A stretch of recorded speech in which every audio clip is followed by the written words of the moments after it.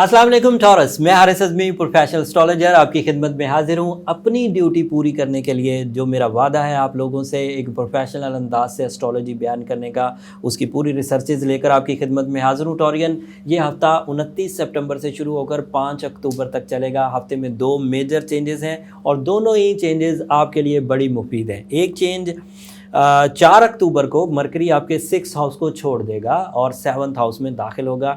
7th house में mercury की position आपके लिए बहुत अच्छी, लेकिन ख़ुसूसी तौर पर 3 शोबों के लिए ज़्यादा प्रॉफिटेबल होगी। वैसे मरकरी जब भी अच्छी पोजीशन पर होता है, जिस भी प्लैनेट के लिए हो, अब आजकल आपके लिए है, तो जहानत देता है, ज़हनी ज़रखेज़ी देता है, क़ुव्वत हाफ़ज़ा देता है, कंसंट्रेशन देता है, सीधा टारगेट फुल होकर बंदे को चलने का मौका देता है और बंदे की जो मैनेजमेंट एबिलिटी है वो गज़ब की हो जाती है। और दूसरा इसका बड़ा ही अफेक्टिव एडवांटेज कि आपका कम्युनिकेशन, अंदाज़े गुफ्तगू दिल मोह लेने वाला हो जाता है। सो टॉरियंस, जो लोग आपको पिछले दिनों तक आपके प्लैनेटरी पोजीशन की वीकनेस की वजह से अवॉइड करते थे, मैं इस हफ्ते से आपको ये कह सकता हूँ कि मरकरी के 7th हाउस में आ जाने से वो आपकी अकल, जहानत और प्लानिंग के मोतरफ़ हो जाएंगे, प्यार करेंगे आपसे, आपको अप्रिशिएट करेंगे।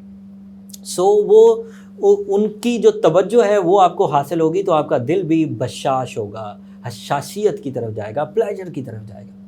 फ़ायदा अभी भी ख़त्म नहीं हुआ। 7वें घर क्योंकि हस्बैंड एंड वाइफ का है और मरकरी वहाँ पर आ रहा है 4 तारीख को, तो हस्बैंड एंड वाइफ रिलेशन में गैर मामूली इस्तेहकाम अक्ल जहानत की वजह से आएगा। अब सिर्फ वहाँ जज्बाती अटैचमेंट नहीं होगी, अब जहनी अटैचमेंट भी होगी। इसे सोल एक्सचेंज फ्यूल कहते हैं। दोनों की जहनी हम आहंगी पैदा होगी, एक ही तरफ को सोचेंगे, एक ही तरह से सोचेंगे। बात अभी भी ख़त्म नहीं हुई टॉरंस। मियाँ बीवी के रिलेशन में आपसी मोहब्बत के पहलू के अलावा फैमिली वेलफेयर भी जनरेट होगी। घर यानी कि मकान, यानी कि रहने की जगह, उसमें भी ताज़ीनो आराइश के नए आइडियाज़ उभरेंगे।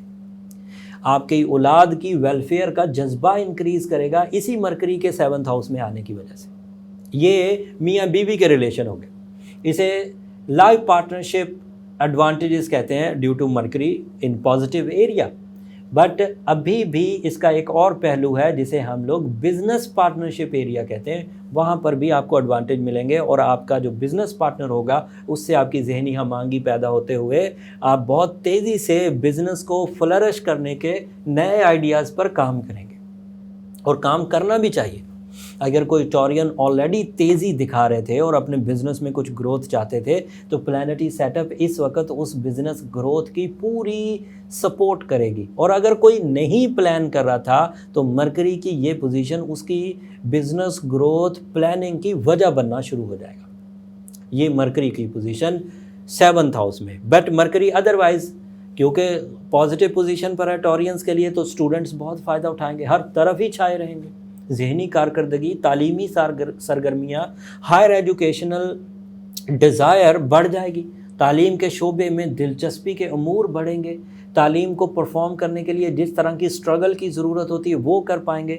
अगर 4 तारीख से सोन जब तक मरकरी अब आपके यहाँ 7th हाउस में है, कोई एग्ज़ाम से गुजरना हो तो बहुत अच्छे अंदाज से परफॉर्म कर सकेंगे। और उसके अलावा जहन सुखी भी रहेगा, लॉन्ग टर्म प्लानिंग करेगा, शॉर्ट टर्म प्लानिंग नहीं करेगा, विजन ब्रॉड होगा, स्टेटस को अप करने के लिए, लाइफ स्टेटस को अप करने को दिल करेगा। मरकरी के इतने एडवांटेज अभी और बयान कर सकता हूँ, लेकिन वीडियो ज़्यादा लंबी हो जाएगी। दूसरा भी मुझे एक पहलू बयान करना था। 4 तारीख को तो मरकरी 7th हाउस में जाएगा, जबकि 5 तारीख को मार्स आपके 5वें घर से निकलकर हफ्ते के आखिरी दिन आपके 6ठे घर में बेहतरीन पोजीशन पर दाखिल हो जाएगा, और वो बहुत बेनिफिशियरी है 6th हाउस में फ़िज़िकल हेल्थ के लिए।